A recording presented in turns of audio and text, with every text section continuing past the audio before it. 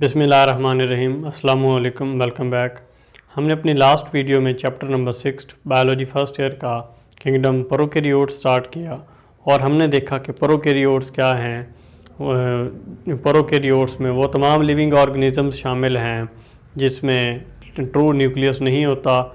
और इसमें हमने देखा कि इस चैप्टर में हम मेजर फोकस हमारा किस चीज़ पे होगा, बैक्टीरिया पे, और बैक्टीरिया के second type blue green algae या सियानोबैक्टीरिया पे।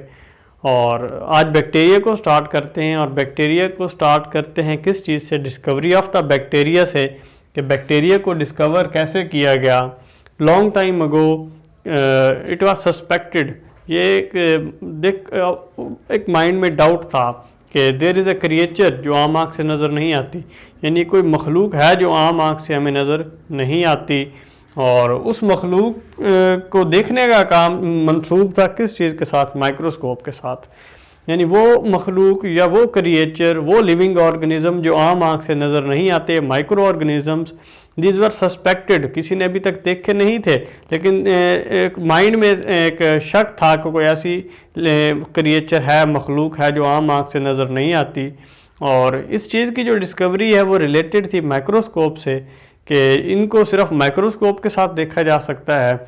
और जब माइक्रोस्कोप की इन्वेंशन होगी, माइक्रोस्कोप की इन्वेंशन के बाद एंटोनी वैन ल्यूनहोक ने सबसे पहले इस अनसीन क्रिएचर को, यानी माइंड में क्या था कि there is a small creature unseen with the naked eye, कोई क्रिएचर है जो आम आँख से नज़र नहीं आती, और इस चीज़ की डिस्कवरी रिलेटेड थी माइक्रोस्कोप के साथ। और 1665 में जब माइक्रोस्कोप दरियाफ्त हो गई, उसके बाद एंटोनी वैन ल्यूनहोक ने 1673 में 1673 में एंटोनी वैन ल्यूनहोक ने इस अनसीन क्रिएचर को देखा।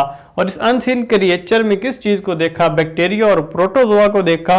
और इस बैक्टीरिया और प्रोटोजोआ को जब एंटोनी वैन ल्यूनहोक ने अपनी माइक्रोस्कोप के साथ देखा, तो इस क्रिएचर को जो जिसे हम बैक्टीरिया और प्रोटोजोआ इस प्रेजेंट एज में कहते हैं, जब एंटोनी वैन ल्यूनहोक ने उस दौर में उस क्रिएचर को अपनी ही माइक्रोस्कोप के नीचे देखा, उसको उसने नाम दिया एनिमल्क्यूल्स का। यानी एनिमल्क्यूल्स क्या हैं, एनिमल्क्यूल्स प्रेजेंट एज में हम बैक्टीरिया और प्रोटोजोआ को ही कहते हैं, लेकिन वर्ड एनिमल्क्यूल्स यूज़ किया था एंटोनी वैन ल्यूनहोक ने उस अनसीन क्रिएचर को जो आम आँख से नज़र नहीं आती बल्कि माइक्रोस्कोप के ज़रिए नज़र आती है। और 1673 में उसने अनसीन क्रिएचर को देखा।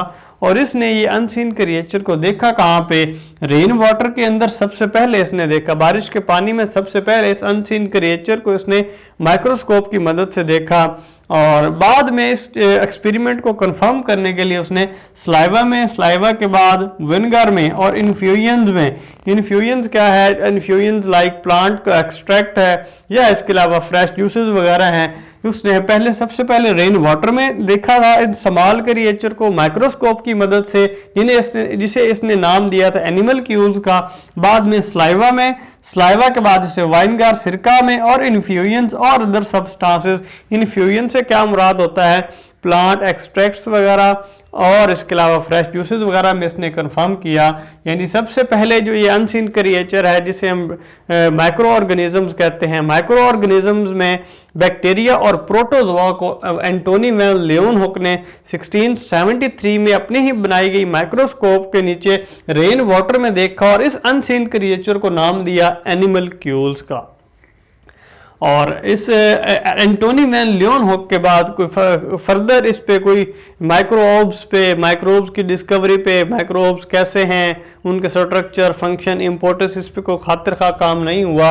लेकिन बाद में लॉयस पास्चर ने फर्दर काम किया माइक्रो ऑर्गेनिजम्स पे और मेडिसिन पे। He made a lot of discoveries in the field of medicine and in the field of microbiology. Louis Pasteur ने इसकी जो मेजर डिस्कवरीज थी माइक्रो ऑर्गेनिजम्स की में या इसमें फील्ड ऑफ मेडिसिन में, उसमें सबसे पहले क्या था, डेवलपमेंट ऑफ द वैक्सीन। इसने माइक्रो ऑर्गेनिजम्स के, माइक्रोब्स के एग्जिस्टेंस को फर्दर अश्योर किया, कंफर्म किया। कैसे, उसने सबसे पहले की development of the vaccine, vaccine को उसने डेवलप किया। कौन सी डिजीजेस के खिलाफ, एंथ्राक्स, फाउल कॉलरा और रेबीज। एंथ्रेक्स क्या है? एंथ्रेक्स को हम वूल सॉर्टर्स डिजीज भी कहते हैं। ये एंथ्रेक्स क्या है? ये शीप्स में और कैटल्स की एक डिजीज है, और ये शीप या कैटल में उनके एक बैक्टीरियल डिजीज है जो शीप या कैटल की स्किन और लंग्स को डैमेज करती है। और ये जो एंथ्राक्स है ये ह्यूमंस में भी ट्रांसमिट हो सकती है, और ह्यूमंस की स्किन में ये स्किन अल्सर काज करती है, और स्किन अल्सर के अलावा अगर हमारे लंग्स पे अटैक करे तो अक्यूट या सीवियर निमोनिया का सबब बनती है। और जो लुईस पास्चर है उसकी जो डेवलपमेंट ऑफ द वैक्सीन में या उसके जो फील्ड ऑफ मेडिसिन और माइक्रोबायोलॉजी में मेजर जो डिस्कवरीज हैं उसमें डेवलपमेंट ऑफ वैक्सीन है, और उसमें वैक्सीन किस चीज़ के खिलाफ? सबसे पहले एंथ्राक्स के खिलाफ बनाई। एंथ्राक्स क्या है? ये शीप और कैटल्स की एक डिजीज है जो उनके बैक्टीरियल डिजीज है जो उनकी स्किन और लंग्स को डैमेज करती है, और ये ह्यूमंस में भी ट्रांसमिट हो सकती है, और ह्यूमंस में ट्रांसमिट होकर स्किन के अल्सर और लंग्स में निमोनिया का सबब बनती है। और इस एंथ्रेक्स का दूसरा नाम क्या है? वूल सॉर्टर डिजीज है। इसके बाद इसने फाउल कॉलरा के खिलाफ वैक्सीन बनाई। फाउल कॉलरा से क्या मुराद है? वर्ड फाउल मीन्स बर्ड्स, और कॉलरा क्या है?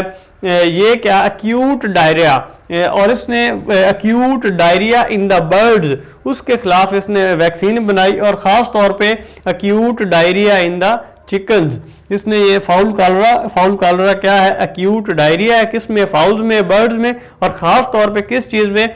चिकन्स के अंदर। इसने चिकन्स के अंदर जो अक्यूट डायरिया जिसको हम फाउल कॉलरा कहते हैं इसके खिलाफ वैक्सीन बनाई।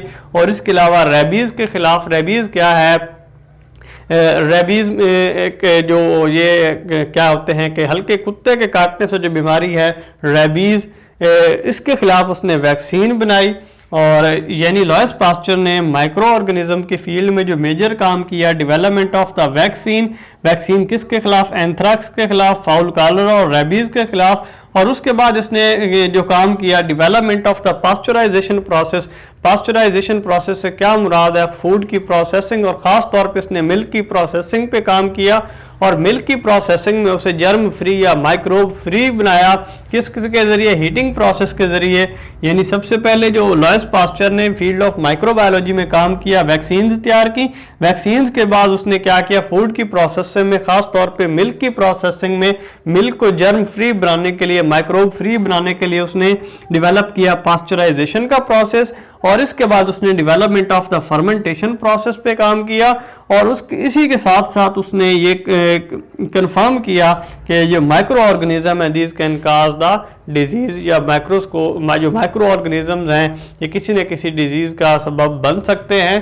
तो ये डिस्कवरी ऑफ द बैक्टीरिया में हमने एंटोनी वैन लियोनहोक को देखा, और एंटोनी वैन लियोनहोक के बाद हमने देखा कि लुईस पास्चर ने डिस्कवरी ऑफ द बैक्टीरिया में अपना क्या रोल प्ले किया। तो हम अपनी नेक्स्ट वीडियो में रॉबर्ट कोच और जर्म थ्योरी को देखेंगे। तो आज की इस वीडियो के लिए इतना ही। Stay blessed, stay tuned, see you in the next video. अल्लाह हाफिज़।